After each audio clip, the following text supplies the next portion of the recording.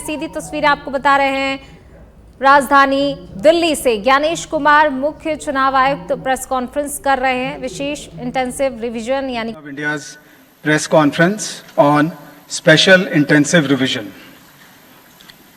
I welcome honourable chief election commissioner Shri Gyanesh Kumar sir, honourable election commissioner doctor Sukhbir Singh Sandhu sir, honourable election commissioner doctor Vivek Joshi sir, senior deputy election commissioners Shri Manish Garg ji, Shri Pawan Kumar ji, deputy election commissioners Shri Bhanu Prakash ji, Shri Sanjay Kumar, DGIT Mrs Seema, miss Shubhra Saxena director ECI, Shri Vijay Pandey ji DDG law. I am Ashish Goyal DG media.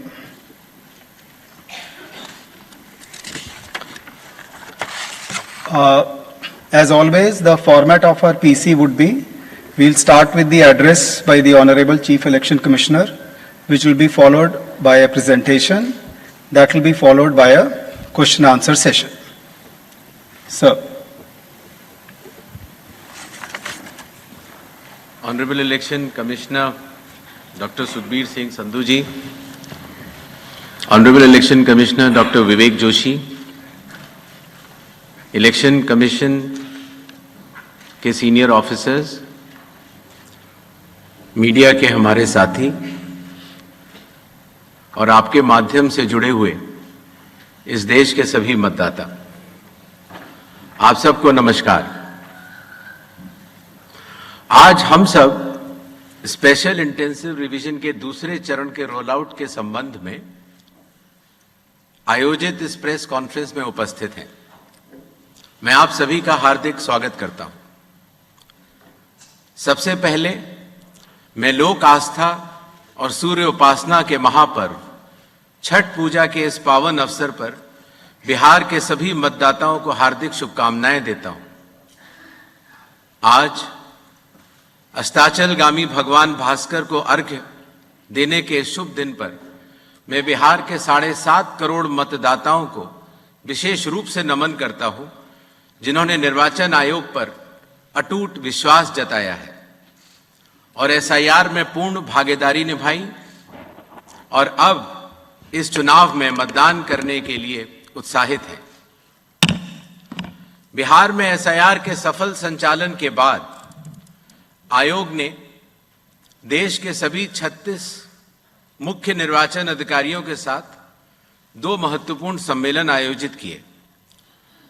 इन बैठकों में SIR से संबंधित अनुभवों, तकनीकी प्रगति और भविष्य की दिशा निर्देशों पर भी व्यापक चर्चा की गई।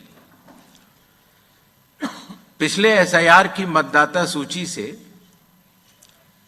मैनुअल भी और तकनीकी तरीके से भी दोनों स्तरों पर मिलान का कार्य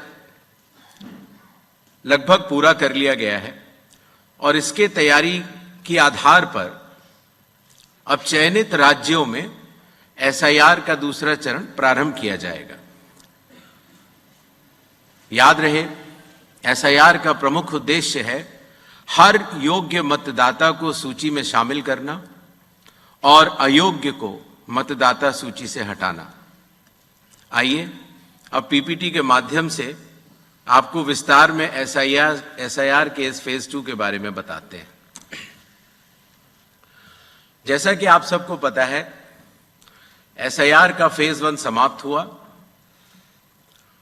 और इस चरण की सबसे बड़ी खूबी यह रही कि बिहार के 7.5 करोड़ मतदाताओं ने बढ़ चढ़कर पार्टिसिपेट किया। 90,000 BLOs, सभी 12 राजनीतिक दलों के 1.6 लाख बूथ लेवल एजेंट्स, सब ने मिलकर मतदाता सूची को शुद्ध बनाने का कार्य किया और नतीजा आपके सामने है। 0 अपील्स, अर्थात बिहार की मतदाता सूची अधिकतम शुद्ध मानी जाएगी। अब फेज 2 12 राज्यों में या संघ शासित प्रदेशों में आरंभ होने वाला है। नेक्स्ट।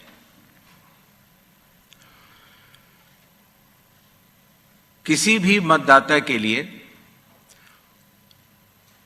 जो उसकी अर्हताएं हैं वो संविधान के अनुच्छेद 326 में लिखी गई हैं, अर्थात भारत का नागरिक होना, कम से कम आयु 18 वर्ष की होना, उस विधानसभा क्षेत्र का सामान्य निवासी होना और किसी अन्य कानून से उसको डिस्क्वालीफाई न किया गया हो।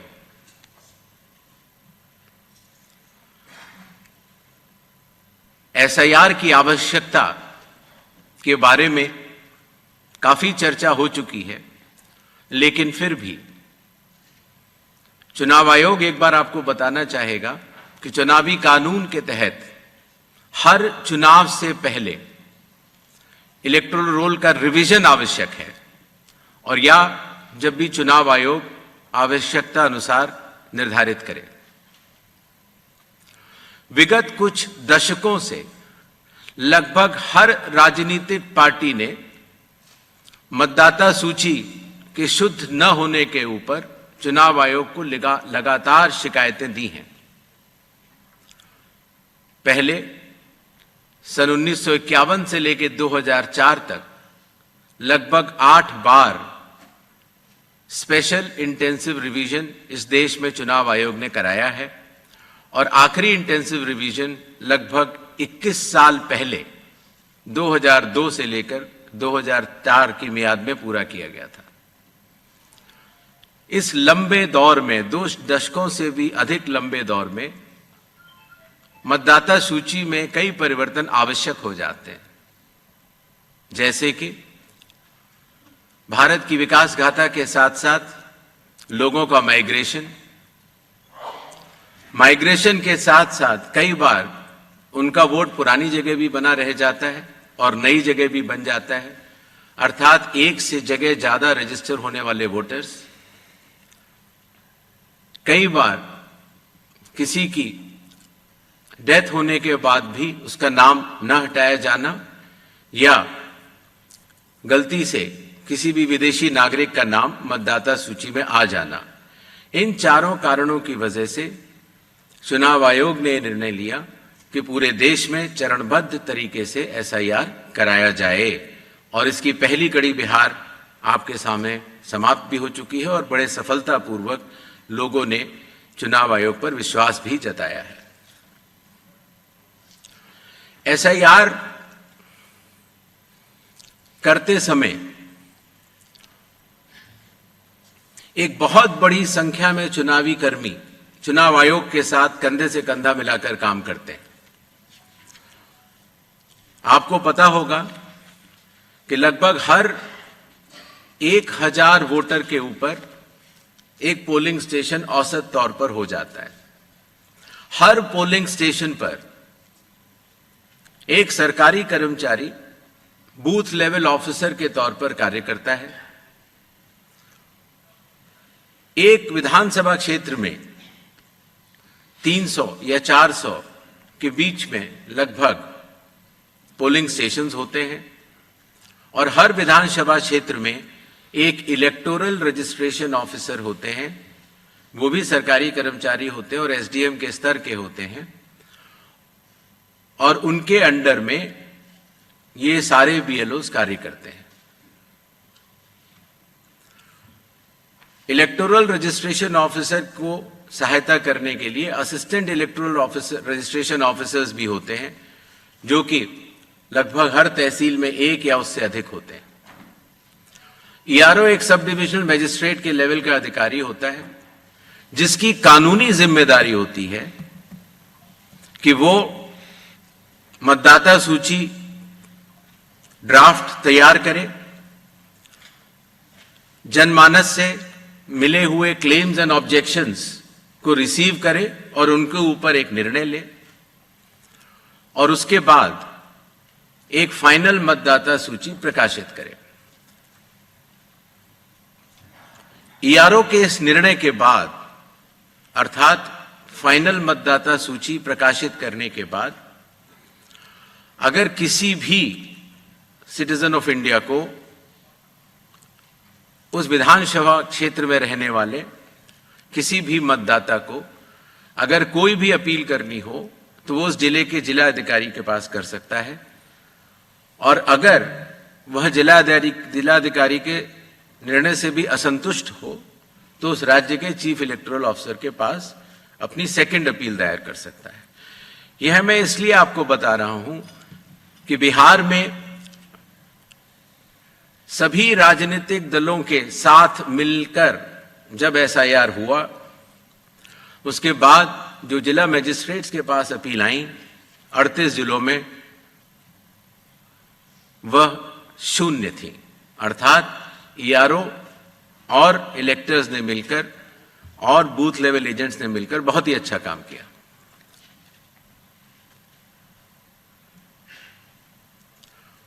एसआईआर के समय ईआरओज और एईआरओज मिलकर सबसे पहला जो काम करेंगे वो इन्यूमरेशन फॉर्म्स को प्रिंट करेंगे। जिन राज्यों में एसआईआर हो रहा है या अभी होने वाला है, उनकी मतदाता सूची आज रात को 12 बजे फ्रीज कर दी जाएगी, और उन हर मतदाता को जिसका नाम उस सूची में है उसको एक यूनिक इन्यूमरेशन फॉर्म प्रिंट करके बीएलओ उसके घर देने जाएंगे। इन्यूमरेशन फॉर्म में वो आवश्यक डिटेल्स होंगे जो कि आज की मतदाता सूची में हैं। जब बीएलओ फॉर्म्स डिस्ट्रीब्यूट करना शुरू करेंगे एग्जिस्टिंग इलेक्टर्स को, उसके बाद इन्यूमरेशन फॉर्म में जिसका भी नाम है वो उसको लिंक करने का प्रयास करेंगे कि क्या उन्हीं का नाम 2003 की सूची में था। अगर था तो उनको कोई भी कागज और नहीं देने होंगे। इसी तरीके से अगर उनका नाम स्वयं नहीं था और उनके पिताजी या माताजी का नाम था तो भी उनको कोई और कागज नहीं देने होंगे। तो ये लिंकिंग और मैचिंग, बिहार जब हमने एसआईआर किया था तो सिर्फ बिहार की अवेलेबल थी, और आज पूरे देश की 2002 से 4 में हुए एसआईआर की मतदाता सूची जो लिंक दिया गया है voters.eci.gov.in पर कोई भी देख सकता है और इस मैचिंग को स्वयं भी कर सकता है। बीएलओज बूथ लेवल ऑफिसर्स एसआईआर की प्रमुख कड़ी होते हैं। जब वो घर जाते हैं तो कई बार ऐसा भी हो सकता है कि किसी और व्यक्ति की उम्र उस घर में 18 साल के ऊपर की हो गई हो, तो हाथ की हाथ उसी समय वो उनका फॉर्म 6 भी भरवा लेंगे और डिक्लेरेशन भी ले लेंगे और उसकी मैचिंग और लिंकिंग भी पुराने एसआईआर से कर लेंगे। कई बार हमारे मतदाता अगर पढ़ने या लिखने में उनको दिक्कत है तो बूथ लेवल ऑफिसर उनको इन्यूमरेशन फॉर्म भरने में मदद भी करेगा, और मदद करने के बाद इस तरह के सारे इन्यूमरेशन फॉर्म्स मैचिंग और लिंकिंग करने के बाद वो ईआरओ और एईआरओ को जमा करेगा। कई बार एक बार जब बूथ लेवल ऑफिसर घर जाता है तो या तो कुछ मतदाता अवेलेबल नहीं होते या कहीं गए होते हैं, और या उनको मैचिंग या लिंकिंग करने में कोई समय लग रहा हो, तो ऐसे केस में बूथ लेवल ऑफिसर्स दूसरी बार भी जाएंगे और तीसरी बार भी जाएंगे। 3 बार हर बीएलओ हर घर जाएगा। जो प्रवासी लोगों की समस्या को हटाने के लिए, जो राज्य से कुछ समय के लिए बाहर गए हुए हैं लेकिन वहीं के सामान्यतः रहने वाले हैं, वो ऑनलाइन भी भर सकते हैं, और खास तौर से कई बार अर्बन वोटर्स को, क्योंकि उनके दिन के समय ही ऑफिस आवर्स रहते हैं, तो वो भी ऑनलाइन भर सकते हैं। बूथ लेवल ऑफिसर का यह भी कार्य होगा कि जब वो इन्यूमरेशन फॉर्म देता है तो इन्यूमरेशन फॉर्म दस्तखत करके मतदाता को वापस भी करना होता है। तो अगर मतदाता की मृत्यु हो चुकी हो या वो स्थायी रूप से प्रवास कर चुका हो या वो एक से जगह ज्यादा रजिस्टर हो गया हो तो वो उस जगह दस्तखत नहीं कर पाएगा, और ऐसे लोगों की शिनाख्त करना भी बीएलओ की जिम्मेदारी है। एक बात मैं फिर कहना चाहता हूं कि जो मतगणना, वो इन्यूमरेशन फॉर्म की जो फेज होगी उसमें किसी भी व्यक्ति से किसी और कागज की आवश्यकता नहीं होगी, बस उन्हें अपनी मैचिंग या लिंकिंग दिखानी होगी कि 2003 में किसके साथ है। नेक्स्ट, सारे फॉर्म्स मिलने के बाद ईआरओ और एईआरओ ड्राफ्ट सूची प्रकाशित करेंगे। ड्राफ्ट सूची में उन्हीं मतदाताओं का नाम होगा जिनके इन्यूमरेशन फॉर्म्स वापस मिल गए हैं। जिन मतदाताओं की मैचिंग या लिंकिंग नहीं हो पा रही है, 2003 में कहां थे, 2003 में आपके माता पिता भी नहीं थे या कोई भी नहीं था, ऐसे लोगों को भले ही उनका इन्यूमरेशन फॉर्म मिल गया हो, लेकिन नोटिस जारी करेगा ईआरओ और एईआरओ, और नोटिस जारी करने के बाद फिर वो उनकी एलिजिबिलिटी डिसाइड करेगा, इंक्लूड करने के लिए या एक्सक्लूड करने के लिए, बेस्ड ऑन इंडिकेटिव डॉक्यूमेंट्स जो मैं आगे बताऊंगा। ईआरओस और एईआरओ की यह जिम्मेदारी होगी कि कोई भी योग्य मतदाता छूटे ना, और कोई भी अयोग्य मतदाता सूची में अंदर ना आ पाए। ईआरओ के फैसले के खिलाफ कानूनी तौर पर जिला मजिस्ट्रेट के पास एक अपील होती है, जो मैंने आपको बताया, और जिला मजिस्ट्रेट के फैसले के खिलाफ चीफ इलेक्टोरल ऑफिसर के पास भी सेकंड अपील होती है। जो प्री इन्यूमरेशन फेज है, जो आज रात को 12 बजे से शुरू होगा, उसमें कंप्यूटर मैचिंग और लिंकिंग पिछले एसआईआर से ईसीआई नेट के जरिए की जा रही है, उसको आगे बढ़ाया जाएगा। मैनुअल मैचिंग और लिंकिंग काफी हद तक बूथ लेवल ऑफिसर्स ने इन राज्यों में कर ली है, और ट्रेनिंग जो बीएलओस की है, ईआरओस की है और डीओस की है। हालांकि काफी ट्रेनिंग हम लोग यहां ट्रिपल आईडीएम में कर चुके हैं, बट एक बीएलओ, ईआरओ और डीओ की ट्रेनिंग कल से शुरू होगी। सभी राजनीतिक दलों से 6 नेशनल पार्टीज जो कि हर राज्य में मौजूद हैं, और हर राज्य की जो स्टेट पॉलिटिकल पार्टीज हैं, उन सभी से निवेदन है कि वो अपने बूथ लेवल एजेंट्स, अगर उन्होंने नामित नहीं किए हैं किसी भी बूथ पर, तो जरूर कर लें। साथ ही साथ सभी चीफ इलेक्टोरल ऑफिसर्स को, डिस्ट्रिक्ट इलेक्शन ऑफिसर्स को और ईआरओस को यह निर्देश भी होंगे कि कल से शुरू होकर परसों तक वो सभी पॉलिटिकल पार्टीज को के साथ मीटिंग करेंगे और पूरी एसआईआर की प्रक्रिया को उनके समक्ष डिटेल में बतलाएंगे। जहां तक बूथ लेवल एजेंट्स का सवाल है हर पॉलिटिकल पार्टी के, जैसा कि बिहार में था, हर बूथ लेवल एजेंट एक दिन में 50 इन्यूमरेशन फॉर्म्स जो साइंड हो इलेक्टर्स के वो कलेक्ट भी कर सकता है, उसके ऊपर अपना सर्टिफिकेशन दे सकता है और बूथ लेवल ऑफिसर्स को भी दे सकता है। इससे जो चुनावी कर्मी हैं और जो राजनीतिक दलों के नुमाइंदे हैं, दोनों मिलकर साथ काम कर सकते हैं। इन्यूमरेशन फेज में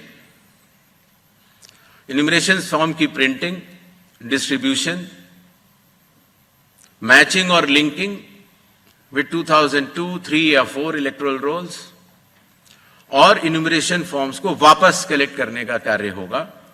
और साथ ही साथ, जैसा आप सबको पता है, मतदाताओं की सुविधा के लिए चुनाव आयोग ने निर्णय लिया है कि किसी भी मतदान केंद्र में 1200 से अधिक मतदाता नहीं होने चाहिए, जिससे कि भीड़ न लगे। उसके हिसाब से रैशनलाइजेशन ऑफ पोलिंग स्टेशंस भी होगा।